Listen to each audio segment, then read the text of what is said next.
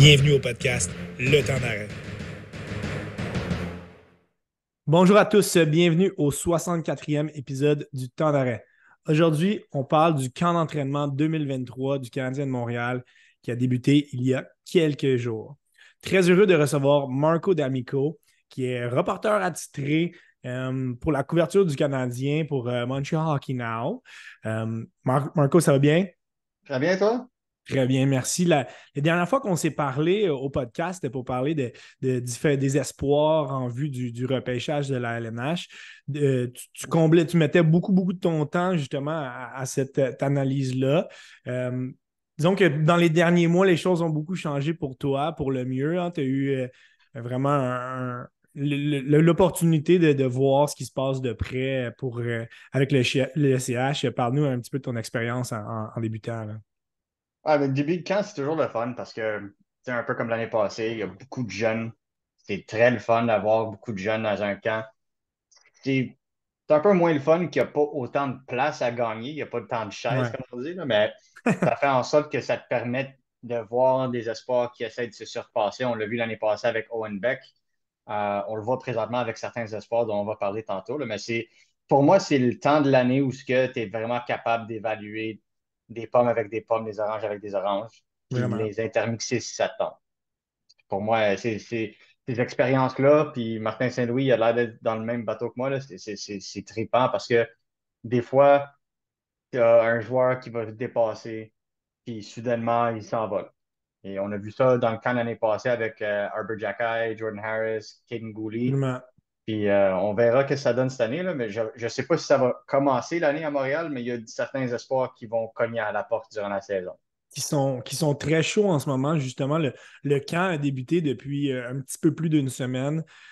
C'était quand même 72 joueurs qui s'étaient rapportés au camp du Canadien. Donc, c'était vraiment une grosse marmite de joueurs, là. Les premières journées, c'était assez. Disons qu'on se grattait un petit peu la tête en essayant de suivre tout ça. Depuis, on aurait tranché 4 joueurs qu'on a envoyés dans leurs équipes respectives juniors. On a quand même 68 joueurs. Euh, Première question que je vais te demander, en date d'aujourd'hui, vendredi 29 septembre, toujours 68 joueurs au camp. Est-ce que tu trouves qu'il y en a trop une semaine après justement l'ouverture du camp, là? Oui et non. Oui, ça pourrait être une mauvaise chose pour certains espoirs qui méritent plus de matchs, mettons. Ouais, Tu sais, on peut passer à un gars comme, mettons, Riley Kidney qui va jouer ce soir son premier match pré-saison. ouais, J'aurais aimé l'avoir un peu avant, mais écoute, on va prendre qu'est-ce qu'on va prendre. Mais en même temps, c'est aussi bénéfique parce que ça parle de tout ce qui est l'organigramme du Canadien. Parce que dans le passé, oui, tu avais Montréal-Laval, mais là, tu as Trois-Rivières. c'est un bon point. Et Laval a été très agressif côté signature pour aller chercher des gars. Tu sais, on pense à des Olivier Galipo, à Philippe Strauss qui va Maillet. probablement jouer, tu sais, Jacob Novak. Il y a beaucoup de ces joueurs-là qui Ouais, pourraient être dans la Ligue américaine, mais aussi à Trois-Rivières, donc beaucoup plus de profondeur.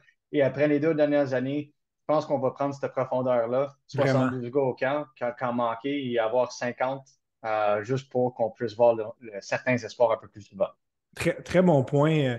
Justement, il y a plusieurs, tu as mentionné des espoirs qui sont un petit peu entre deux chaises, Trois-Rivières et Laval. Il y en a qui sont un petit peu entre les deux chaises, tu sais, des vétérans de la Ligue américaine qu'on va voir dans les matchs hors concours, mais qu'on sait qu'ils risquent de débuter à Laval à moins des surprises, des Gabriel Bourque, des Gignac qui a très bien fait lors de son match hors concours, Légaré, Maillet, Mitchell Stevens en défense, Nicolas Baudin qu'on va voir ce soir, Brady Keeper. Donc, des joueurs qui sont encore présents au camp, qui aident justement, qui montent le niveau de compétition, mais qu'on devrait voir à Laval plus tôt que tard.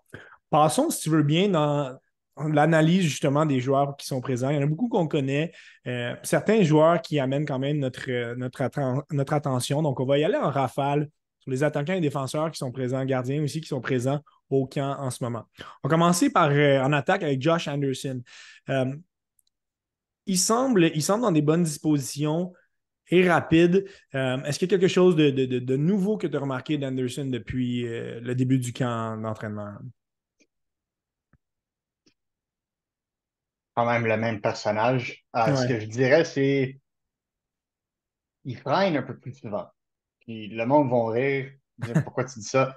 C'est une bonne chose parce que Josh Anderson a deux vitesses, Ouais. d'habitude, neutre et à 100 000 à l'heure. Le fait qu'il puisse patienter un peu, prendre le temps d'analyser le jeu puis faire des passes, c'est ça que j'aime un peu plus. Sa complicité avec Alex Newhook, j'ai beaucoup aimé ça. Ouais. J'ai pas nécessairement aimé la chimie avec, avec Ira Slavkovski sur ce trio-là, mais lui avec Newhook, les deux très bonnes vitesses. Si tu peux mettre un attaquant marqueur de but sur l'autre aile qui est capable de suivre, je pense que ça pourrait bien aller. Mais un gars comme lui, écoute, tu sais à quoi t'attendre. Absolument. C'est toujours le même type de joueur, c'est juste une question de santé. Leah Sanderson, le nouveau venu, grosse signature principalement du côté de Laval durant cette entre-saison. Par contre, c'est un joueur qui a un gros profil. Hein. Un choix de première ronde, septième au total, si je ne me trompe pas des Rangers il y a quelques années. Depuis, il a changé d'organisation, il est passé par les Kings. S'est amené ici en tant que joueur autonome.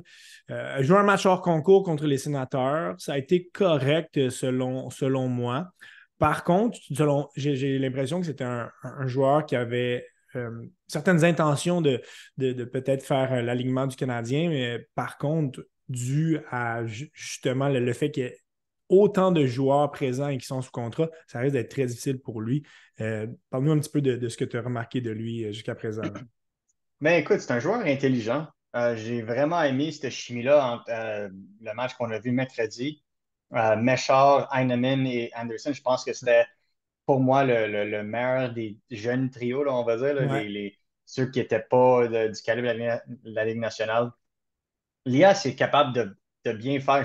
J'étais impressionné parce que je croyais que c'était un joueur primordialement offensif, mais non, on le voit être, c'est un bagarreur le long les rampes, connaît le jeu toué assez bien, met pas son club dans le trouble, mais j'aimerais voir ses aptitudes offensives un peu plus. ouais, C'est un peu c'est ce ça, qui a manqué. c'est ça que je veux voir. Mais écoute, un joueur comme ça, tu peux le rétrograder là, à Laval, puis mec qu'il y a une blessure, quoi que ce soit, Tu vois. c'est un rappel. Ça va pas être comme l'année passée où il a fallu mettre un exemple, Jonathan Drouin au centre parce qu'il en restait plus à Laval non plus. Là, Ouais. tu vas avoir un gars qui va être capable de monter et qui pourrait dépanner pour une coupe de match. Et justement, on va le voir dans l'analyse des joueurs, de l'effectif qui est présent. Il va y avoir de la profondeur avec le Rocket. L'année passée, on a été dans des situations problématiques justement à cause de la montée de plusieurs jeunes de l'ajout des joueurs comme Anderson. On va le voir dans cet effectif-là. Il y en a beaucoup de jeunes qui vont être présents à Laval cette année, donc ça va être très excitant. Le numéro 62, Owen Beck, qui l'année passée avait connu un camp des recrues remarquable. Cette année, ça a été un petit peu plus timide. On a vu des belles choses depuis une semaine là, en match intra-équipe et lors de la rencontre qu'il a disputée contre les Devils. Est-ce que tu es déçu un petit peu il semble plus responsable un petit peu dans les deux sens de la patinoire, mais est-ce que tu es déçu qu'il n'ait pas pris cette coche offensive euh, par rapport à l'année passée? Pas surpris, pas pantoute. Non. Et c'est le même feeling que le monde avait avec Joshua Roy l'année passée après un très bon camp à 18 ans. Exactement. C'est ce qu'on appelle l'adrénaline. Ton premier camp, tu veux tout donner à 100%, tu ne te pèses pas, tout est à 100%. Et écoute, oui, c'est bon dans le moment, mais c'est pas soutenable à long terme. Non, c'est clair. Maintenant, lui a appris, il vient d'avoir sa deuxième saison au HL, il vient d'apprendre un peu comment se pacer un peu puis prendre son temps. Et écoute, je, il veut démontrer les capacités défensives et en transition qui va le mettre en valeur parce que c'est pas en étant un joueur offensif qui va faire le Canadien cette année, puis c'est ça son but. C'est en étant un joueur complet. Puis ça, on l'a vu. Écoute, incroyable avec les mises au jeu. Je pense que Ouais. c'était 62%. Euh, oui, c'était contre Jack Hughes qui est pas nécessairement un grand joueur dans le sac des mises au jeu, mais quand même, Dawson Mercer est très bon là-dessus et il a quand même battu plusieurs fois. Très bon positionnement, son bateau très actif. Encore une fois, il ne met pas son club dans le trouble. Puis, c'était Laval ou Montréal, il y aurait des chances avec la blessure de Christian Dvorak de le voir peut-être une coupe de match cette année, mais je crois que pour son cas, retourner à Peterborough, même si Exact. ça ne va pas être un gros club, à beaucoup d'allure. Il va être un joueur primordial pour l'équipe Canada junior. Exact. Ouais. Et on le sait tous, on le voit à chaque année. Il reste très bien de se faire échanger à nouveau Exact. début janvier à un prétendant à la Coupe, à la coupe OHL. Donc, pour moi, c'est idéal. Et j'appelle ça le traitement de Nick Suzuki. Ça vaut la peine. Puis on l'a vu même l'année passée avec Joshua Roy à quel point ça l'a fait du bien. Ouais. On va le laisser Heureusement, se lui, développer dans le c'est ça. junior puis suivre l'apprentissage adéquat. Tu as parlé de son travail contre les Devils avec des mises en jeu. C'est un des meilleurs joueurs de centre à ce niveau-là dans toute la Ligue canadienne au niveau junior. Donc, c'est pas nouveau qu'il se démarque et de le voir faire au niveau professionnel, c'est encore plus impressionnant. Passons au petit numéro 22 du Canadien. On ne va pas s'attarder trop longtemps sur lui. Il revient d'une blessure. Il était explosif contre les sénateurs mercredi dernier. Très rapidement, selon toi, quel est le ceiling envisageable pour Caulfield cette année en termes de production offensive? Tu t'attends à quoi si, évidemment, tout le monde reste en santé, lui S'il et reste les en santé, Suzuki? c'est 40 buts. C'est pour moi, écoute, l'année passée, il est- la cadence était 46 buts avant sa blessure. Et ça, c'était déjà, il y avait d'autres blessures que juste Caulfield à ce moment-là. Puis Ouais, même avec les blessures, puis c'est ça que j'aimais voir. Monahan est tombé au combat. Tu avais beaucoup d'autres blessés en attaque. Et Caulfield a augmenté sa cadence de but durant ce ouais. temps-là. Entre décembre et janvier, je pense qu'il y avait 75% des buts du Canadien. Puis après ça, il s'est blessé à l'épaule. Ou il s'est aggravé la blessure à l'épaule. Donc, pour moi, j'aimerais voir une saison complète parce que c'est ça qu'on attend vraiment de Caulfield, c'est une saison complète à Montréal. S'il reste en santé, pour moi, c'est 40 buts. Ça sera Ça, c'est pas un définitivement. plafond. C'est pas un Ouais, plafond, c'est un c'est des environ. S'il peut attentes. dépasser, il peut venir proche, mais give or take, plus minus, 40. Donc, pour exciter un peu les gens, ça pourrait se rendre près du plateau des 50 buts si on est dans un plafond Si les choses vont bien, écoute, si le Canadien prend vraiment un step-up cette année, puis écoute, si l'avantage numérique du Canadien de Montréal produit. devient au moins, rentre dans la moyenne de la Ligue nationale et non dans le bas classement, ça se peut très bien qu'il arrive plus vers le 50 que le 40. C'est juste une Ouais. question d'opportunité. Numéro 77 du Canadien, Kirby Doc, on avait hâte de le voir au camp d'entraînement. Lui aussi a été blessé l'année passée. On avait hâte de voir un petit peu la chaise dans laquelle on allait le placer, là, cette fameuse chaise. Euh, on ne semble pas avoir l'intention de le mettre aux côtés de Suzuki et Caulfield. Les intentions du CH sont claires par rapport à Dak.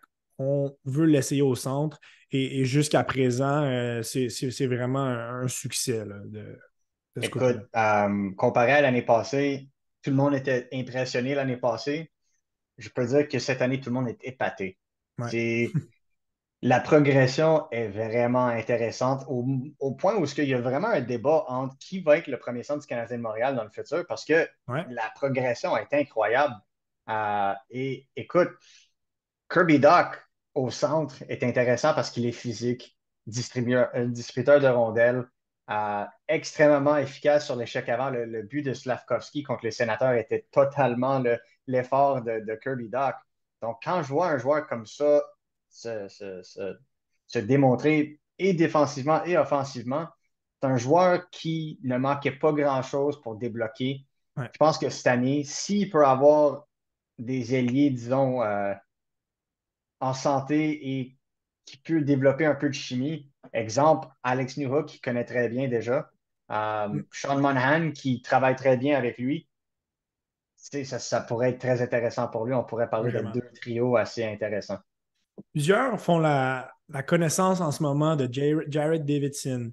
Euh, Ceux qui suivaient un petit peu plus le hockey junior, on l'a vu beaucoup jouer l'année passée, alors qu'il évoluait avec Seattle. S'est rendu à la Coupe Memorial, démontré de très, très belles choses. C'est un solide joueur dans les deux sens de la patinoire. On l'a vu s'inscrire au pointage dans des matchs intra-équipe. Et là, certains s'emballent un petit peu. Reste que, réalistiquement, durant l'entre-saison, on se demandait est-ce qu'il va y avoir une place pour lui à Laval. Bien là, il est en train de prouver raison.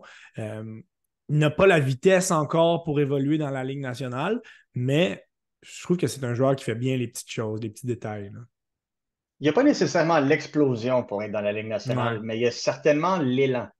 On l'a vu au dernier match, très, très fort en termes de mouvement et les élans de ses jambes. Ça donne beaucoup d'agilité. Exemple, Ouais. ça le permet vraiment de Les pousser. fluides. Il est plus fluide, exactement. Il Ouais. n'y a pas nécessairement l'explosion que tu aimerais qui va le permettre de se séparer de les défenseurs, spécialement en transition, mais c'est un joueur hyper intelligent. Et je pense que c'est ça la différence, c'est que c'est pas un joueur que tout le monde a vu venir parce qu'il n'a pas nécessairement eu les opportunités. Là, le moment que tu arrives dans les rangs professionnels, qu'est-ce que tu as fait dans le junior, ça vaut rien. Ça vaut que dalle. Absolument. Donc, tu es rendu à un moment où c'est tes efforts qui vont prouver qu'est-ce que tu es capable de faire. Ses forces, il y a un tir de la Ligue nationale. Pour moi, Oui, c'est ça. définitivement. Il y a un tir de la Ligue nationale.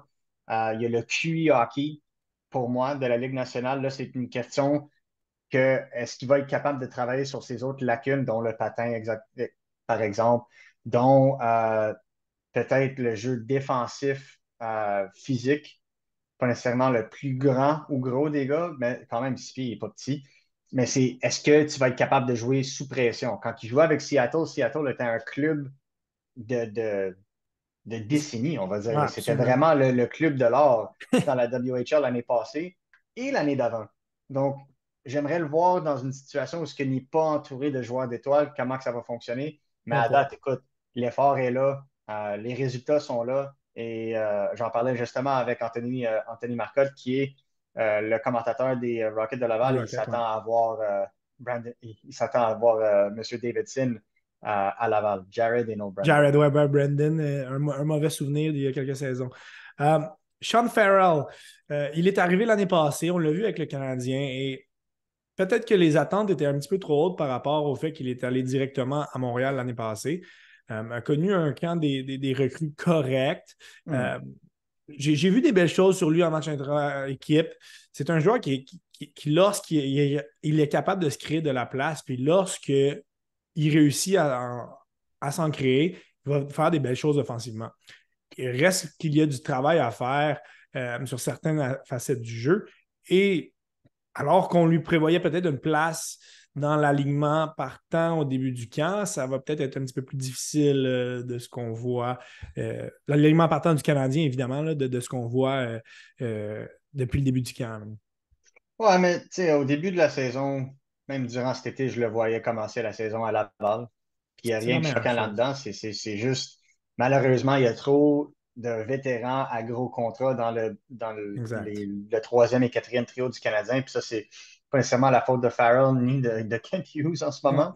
Euh, mais quand je regarde un joueur comme Farrell, très vif, très intelligent avec la rondelle, bouge bien, il doit juste commencer à travailler sur son timing dans la zone offensive, à être capable d'évader l'attaque. Il crée beaucoup de choses. Il va toujours vers le filet. J'ai vraiment aimé sa complicité avec Riley Kidney et Ouais. Tanner Pearson durant les matchs intra-équipe. Je pense qu'il mérite d'aller à Laval. La seule raison qu'il était à Montréal l'année passée, c'est parce qu'il a signé son contrat d'entrée après Exact. la période d'échange. Donc, il n'y avait pas le choix d'aller à Laval. Euh, pour moi, c'est à Laval cette saison. Il va jouer probablement, si ce n'est pas le premier trio, ça va être le deuxième trio sur l'avantage numérique. Ça va être parfait pour lui. Et il n'y a aucun rush dans son cas. Probablement, s'il y a une blessure, on risque de le voir encore cette année. On va souhaiter que les Pas de deux joueurs blessure. suivants soient. On va les passer plus rapidement. Jake Evans, Brendan Gallagher, on va souhaiter que ces gars-là restent en santé. Surtout Evans, là, les dernières années, il n'a pas été épargné par les bad luck, là. Donc, Ouais. Gallagher aussi, l'alignement du Canadien n'est pas le même lorsqu'il est là. C'est sûr, c'est un gars qui a ralenti, mais on aime le voir dans l'alignement. Numéro 49, Raphaël Harvey-Pinard. Euh, il a énormément fait parler de lui l'année passée. Et on avait des hautes attentes. Ma question pour toi est due au fait que c'est un des joueurs, euh, si je ne me trompe pas, qui n'a pas à passer au balotage. Est-ce qu'il a des chances d'être retourné à Laval si jamais son camp d'entraînement, somme toute, est correct? Ou selon toi, sa place est assez lock pour le début de la saison? Avec la blessure de Christian Dvorak, je pense pas qu'ils ont besoin d'envoyer quelqu'un au balotage. Euh, mais si c'était le cas, euh, il y aurait une décision à prendre. Je pense qu'au moins dans le moment, il serait peut-être renvoyé. Mais c'est un joueur qui serait de l'alignement la première journée, selon moi. Écoute, n'importe quel trio avec lequel il travaille, on le voit, extrêmement vif, extrêmement C'était ça efficace. mon autre question. Dans quelle chaise, encore une fois, est-ce que tu le vois plus sur un trio offensif où ça marchait l'année passée? Là, comme tout le monde est là, est-ce qu'il devrait être un petit peu plus bas? C'est un gars qui Je peut pense faire le que, travail partout. ouais, je pense que sur un premier trio, j'ai vu du monde le mettre à côté de Caulfield puis Suzuki. Peut-être pas. Euh, je sais que le Canadien aimerait avoir un peu plus de oomph Ouais. en termes d'alliés avec ces deux-là. Pour moi, Raphaël Harvey-Pinard à côté d'un Brendan Gallagher, j'ai trouvé qu'il a donné vie à Brendan Gallagher. Et Ouais, honnêtement, c'est vraiment. ça que t'aimes parce que Brendan Gallagher a fait la même chose pour Brandon Prost quand lui a commencé dans la Ligue nationale en 2013 avec Alex Galchenyuk et ensuite le trio avec Lars Eller. C'est un joueur, une bougie d'allumage. Et donc, tu le mets Absolument. avec un vétéran, ça le pousse. Il a du fun, il est intéressé. Puis on l'a vu avec Gallagher, il était très actif dans les matchs intra-équipe. J'aimerais voir ces deux-là ensemble. Puis ça donne que c'est avec un Jake Evans, que ce soit avec un Jake Evans. Euh, mais moi, le duo que j'aimerais voir qui pourrait vraiment causer des bobos à l'équipe adverse, ce serait New Hook et Riley Oh, Harvey Pinard. intéressant. Potentiellement sur Un une troisième troisième trio. ligne où Ouais. New Hook serait au centre de cette unité-là. Justement, New Hook, on l'a vu dans quelques chaises, on l'a vu au centre avec Josh Anderson, on l'a vu hier en pratique à l'aile avec Suzuki Caulfield, donc son rôle reste à établir. Les deux prochains joueurs, on va les mettre, on va former un duo avec eux. Deux joueurs qui, tiens, allons-y d'un trio avec Joshua Roy. Trois joueurs qui vont faire le saut chez les professionnels cette année. Riley Kidney, Philippe Messar et Joshua Roy. Clairement, leur hiérarchie semble assez claire. Là. Joshua Roy semble au sommet de cette hiérarchie-là. Comme tu as dit, on va être content de voir Riley Kidney. On a vu quand même des belles choses de Messar. Tu as parlé de son trio contre Ottawa. Reste que ce sont trois joueurs qui ne devraient pas commencer la saison à Montréal, mais qui font leur début chez les professionnels et on semble pas être rendu au même niveau. Là. Non, c'est ça. Écoute, Riley Kidney, Ma soeur étant euh, plus jeune que les deux autres aussi, il faut le dire. Là. ouais, c'est ça. Méchard a encore l'option de retourner dans la Ligue d'Ontario. Lui, il Ouais. aimerait jouer dans la Ligue américaine, puis ça pourrait être le même problème que Harvey Pinard avec le Canadien, vu que le Canadien peut renvoyer Méchard dans la Ligue d'Ontario s'il n'y a vraiment pas de place. Ça se peut qu'il doit se tailler une place dans la Ligue d'Ontario Ouais. encore une fois. On va voir si l'équipe de Kitchener essaye d'échanger ses droits parce que ça va vraiment pas être une grosse équipe cette année. Non. Mais Méchard, pour moi, dans une autre équipe de la Ligue américaine, pourrait jouer. Et c'est ça que j'aime voir. Et c'est pas par hasard que le Canadien le joue au centre. C'est pas par hasard.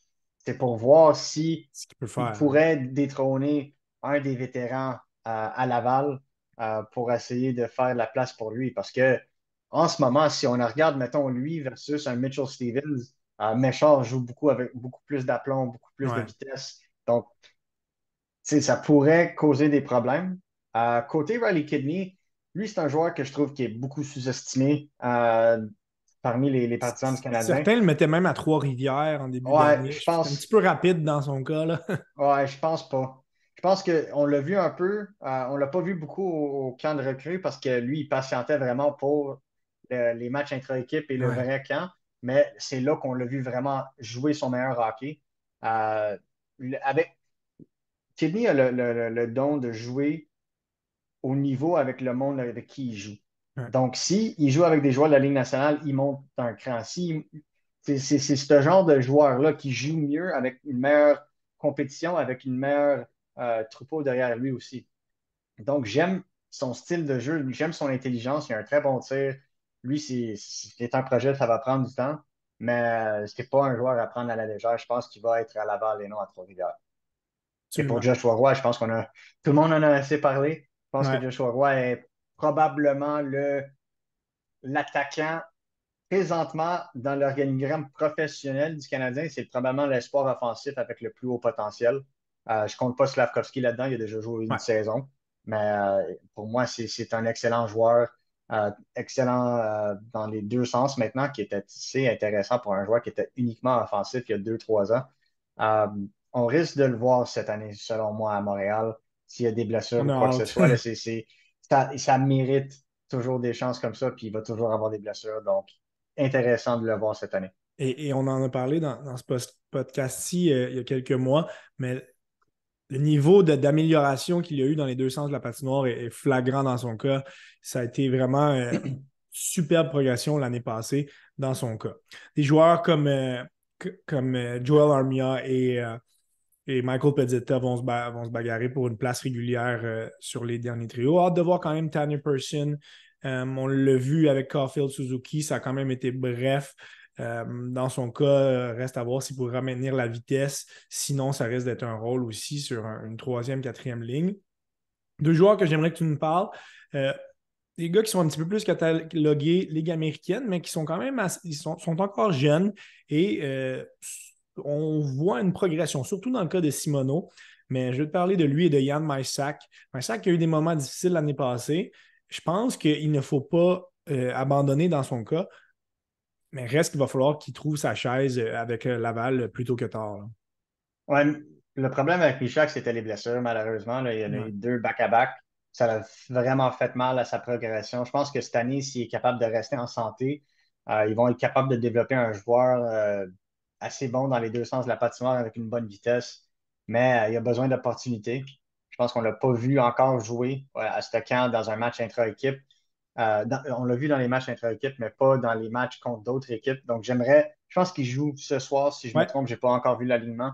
Mais ouais, chaque joue, ouais. Ouais. ça va être intéressant de le voir jouer dans ce contexte-ci parce qu'on n'a pas vu grand-chose de sa part à date. Tandis qu'un gars comme Xavier Simoneau, écoute, pour moi, tu sais, on aime dire que Harvey Pinard, c'est comme un Gallagher. Xavier Simoneau, c'est un Gallagher. Harvey Exactement. Pinard, c'est à part parce que c'est vraiment, pour moi, c'est moins juste un tir et plus le QI hockey Ouais. et tout qu'est-ce que ça l'englobe. Je pense que Xavier Simoneau, c'est beaucoup plus le cœur, le moteur et la capacité d'aller au filet sans peur. Oui, Harvey Pinard est capable de faire ces choses-là, mais il y a beaucoup plus à son jeu, tandis que Simoneau, je pense qu'il va être capable de faire ça un jour, mais ça va prendre le même cheminement qu'un gars comme Harvey Pinard qui a joué 2, 3 saisons à Laval avant de vraiment prendre son envolée. Si on regarde Simoneau les dernières années, spécialement l'année passée, il était dans la même situation que Davidson, où c'était un Ouais. contrat de la Ligue Exact. américaine. Il a très bien fait début de la saison, mais après ça, ça a commencé à déringoler vers la fin, puis il n'a pas pu soutenir cette cadence-là. C'est là où je me pose des questions, puis j'aimerais voir parce que c'est certain que c'est un petit joueur, mais un joueur hyper agressif, hyper intelligent. Est-ce que ce style-là va être quelque chose qui va être transférable à la Ligue américaine à long terme et ensuite à la Ligue nationale? C'est ça que j'aimerais voir. Mais C'est sinon, son défi, quand ouais. on le voit sur la glace, hyper le fun à regarder parce qu'il est toujours en mouvement et il va toujours aux zones dangereuses. Donc, un joueur très apprécié. Deux derniers joueurs du côté des positions d'attaquante, euh, des profils complètement différents, mais qui vont quand même se battre pour un poste régulier dans l'alignement. Euh, Juraj Slavkovski et Jesse Lennen n'ont pas tout à fait les mêmes responsabilités, n'ont pas les mêmes aptitudes, mais ce sont des gars qui vont vouloir un poste régulier sur les ailes. Où tu entrevois leur position dans la hiérarchie pour ces deux joueurs-là, là. Ouais, pour Slavkovski, ça va dépendre de ses prochains matchs. Ouais, Écoute, son premier match, pas nécessairement fameux. Son deuxième match, beaucoup mieux, spécialement en première et début de deuxième période. Après ça, ça s'est un peu calmé à cause de toutes les ouais. punitions.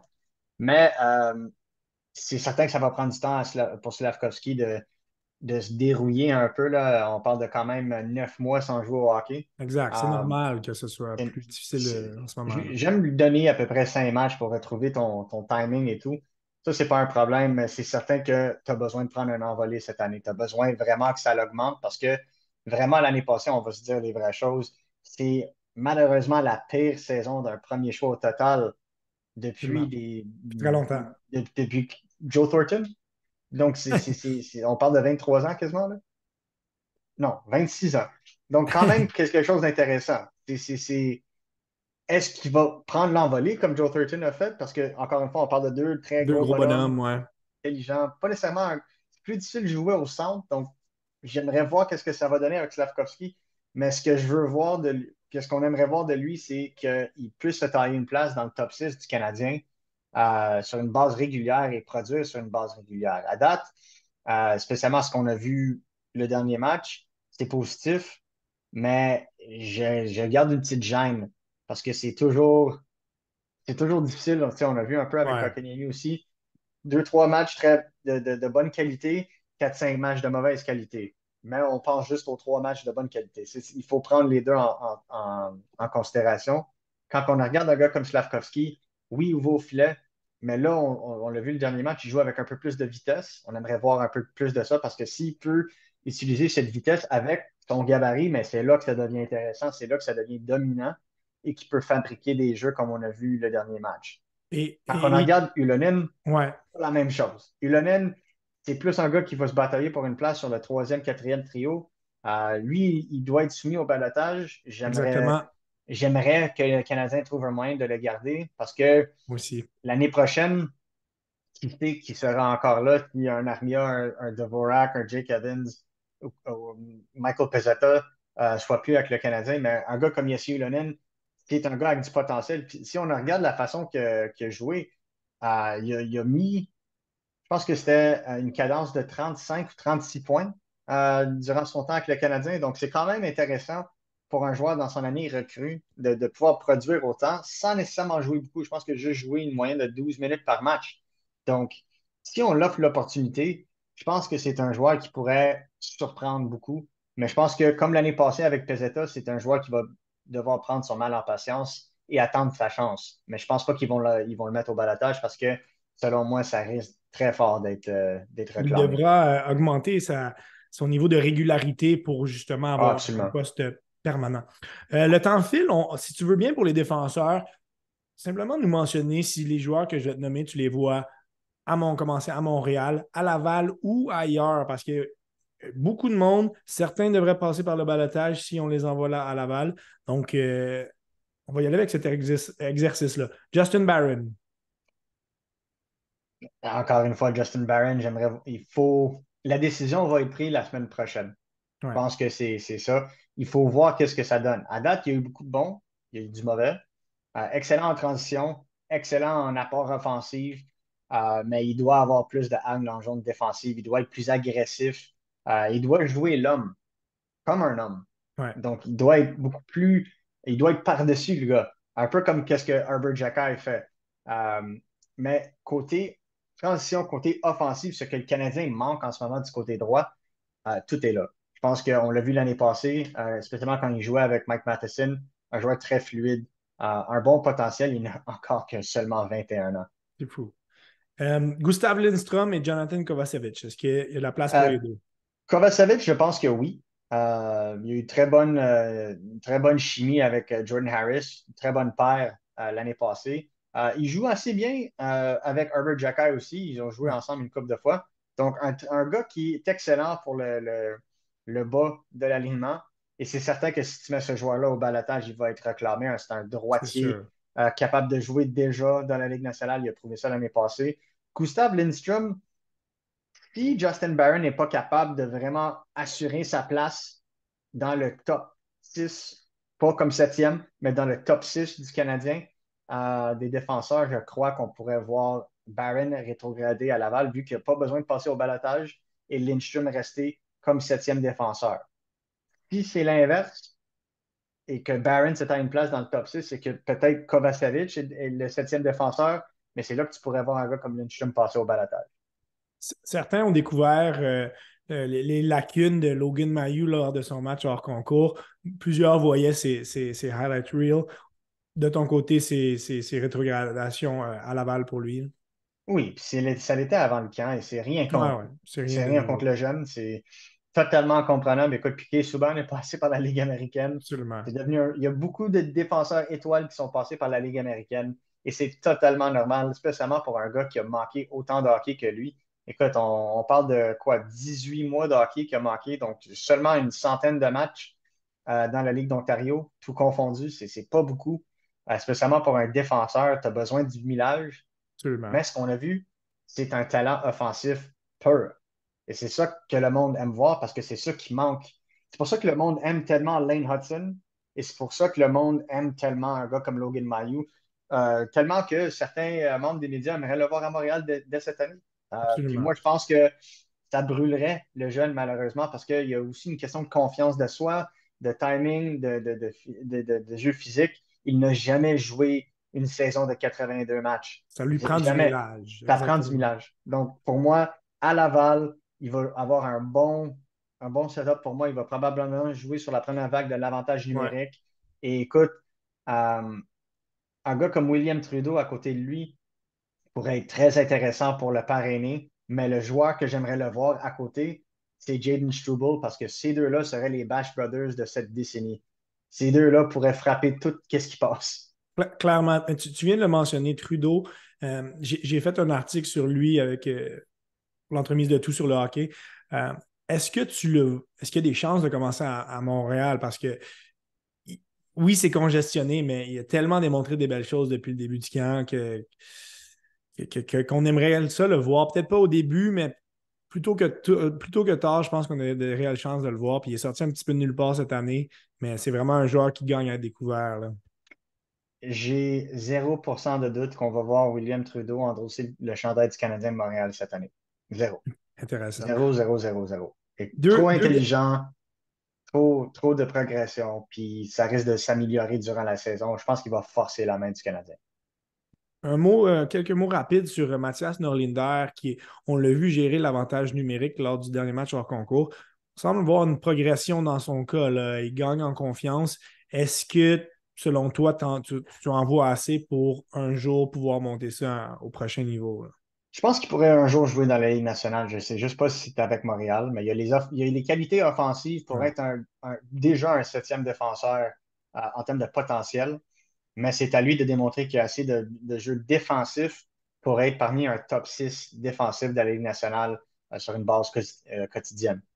terminons en défensive avec le choix de première ronde cette année, David Randmacher. Euh, de ce qu'on a vu à date, il fait bien les petites choses, quand même peut soutenir le jeu offensivement.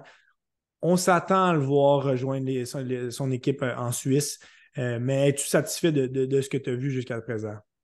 Absolument. Absolument. Écoute, je sais que du monde vont regarder ailleurs et se dire, ah, ben, tu sais, il a pas marqué des gros buts ou il n'a pas fait de gros jeux. J'ai vraiment aimé le setup qu'il a fait sur le but de Josh Anderson, Ouais, le premier match. Parce que c'est un joueur qui est capable de bien voir le jeu arriver. Son QI hockey est extrêmement élevé. Et absolument. déjà, ce jour-ci, il est très capable de se tenir en zone défensive, spécialement quand l'autre équipe est en transition. Son bâton est tellement actif que j'étais étourdi sur la passerelle, là, ça bougeait partout. Donc, pour moi, c'est un joueur très mature. La seule chose qui reste à développer, c'est son jeu offensif. Il va avoir toute l'opportunité de faire ça avec Clotten parce qu'il va être le premier Exact. défenseur là-bas. Tandis que, exemple, si on le gardait à Laval, mais là, on vient de nommer Mailloux, on vient de nommer William Trudeau, ça se peut que Justin Barron soit rétrogradé. Tu as Norlinder, aussi Norlinder, Jaden Struble. ça fait Commence à faire beaucoup. beaucoup de recrues. Et en plus, tu as Brady Keeper et Toby Bisson là-dedans aussi. Ouais, Il y a trop de monde pour moi. Ça serait trop congestionné. Tandis que là-bas, ça va être la priorité. absolument. C'est pour ça que j'aimerais le voir là-bas. Par contre, la saison en Suisse finit en fin de février. Les séries finissent mi-avril si tu vas jusqu'au bout. OK, Donc, ça se peut très bien qu'on le revoie à Laval intéressant. avant la fin de la saison. Donc, à surveiller. Terminons avec la situation rapidement des gardiens de but. On s'attend à voir Jacob Dobbs être retourné à Laval. Il va aller Ouais. prendre du galon là-bas. Samuel Montembeault commencera la saison ici, à moins d'un échange, là. Ma question pour toi par rapport au gardien, est-ce que tu penses que Caden Primo serait réclamé au balotage? On en a parlé récemment, mais Il y a trop de bons gardiens qui vont être soumis au balotage cette année que je ne crois pas que Caden Primo va être sélectionné.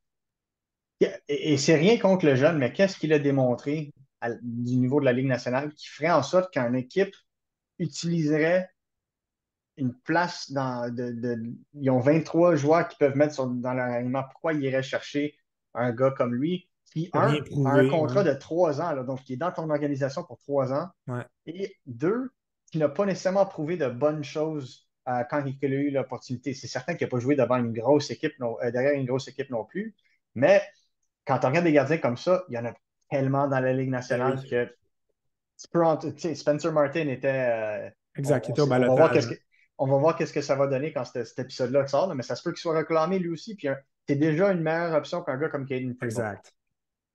Fait que Donc, Marco, je pense pas.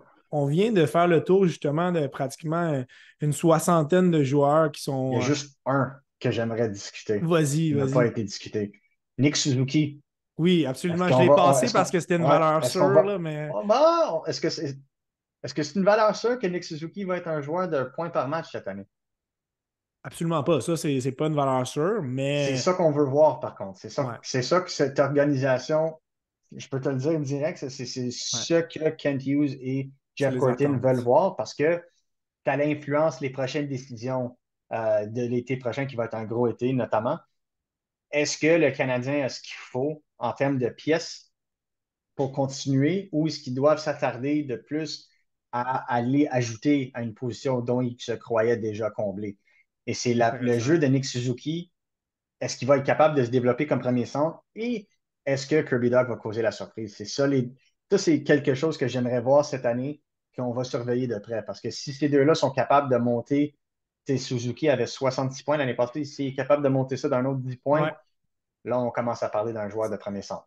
C'est une belle bataille et un heureux problème que d'avoir des joueurs comme ça dans son alignement. Je te remercie beaucoup, Marco, pour ton analyse comme j'ai dit, plus d'une cinquantaine de joueurs qui sont présents au camp. On devrait avoir des coupures durant la fin de semaine pour réduire ça, là, environ une cinquantaine de joueurs. Juste en terminant, euh, qu'est-ce que tu anticipes? Tu as dit des attentes pour Suzuki pour le restant du camp, pas de la saison, mais qu'est-ce que tu anticipes pour le restant du camp? Est-ce que, c'est sûr, les surprises sont peu probables, mais à quoi tu t'attends pour le restant du camp d'entraînement là, du Canadien? Et notamment, Spencer Martin va se faire réclamer. On ne sait juste pas OK, avec quelle équipe. On OK. sait qu'il y a des équipes qui ont mis Un, une demande. un Donc, demande, OK. ouais, Bon. donc c'est où ça. On parle de Columbus, peut-être ici. Eux autres sont troisième, si je me trompe, dans Ouais, l'organigramme. Donc, quand même intéressant. absolument. Euh, mais moi, ce que je vois pour le Canadien, écoute, tout va dépendre de un, la santé, et deux, des gardiens.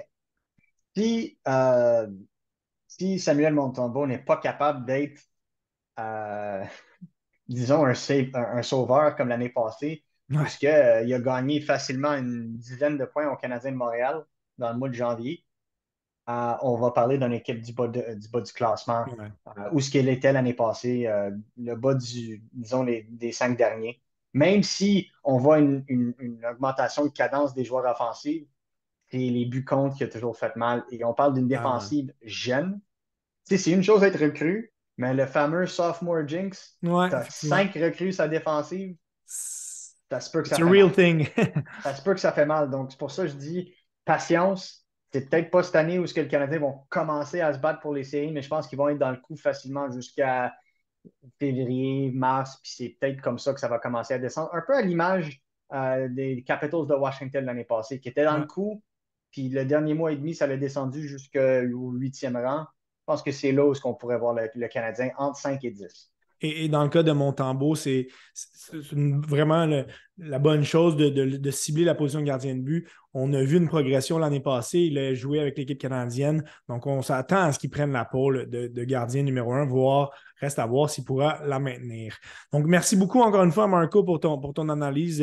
Je souhaite à tous les gens un bon restant de camp d'entraînement et une bonne saison. Et de ton côté, je te souhaite une bonne saison en couverture du Canadien. C'est vraiment très, très agréable de te lire, de lire tes articles et surtout tes interventions régulières sur Twitter, sur X, pardon, qui sont vraiment toujours très, très à point et appréciées. Donc, merci beaucoup de nous avoir fait bénéficier de tes connaissances sur le. Toujours un plaisir, Étienne. S'il y a quoi que ce soit, tu me laisses savoir. Mais sinon, une bonne saison à tous les partisans. Puis ça va être le fun de voir les choses progresser cette année.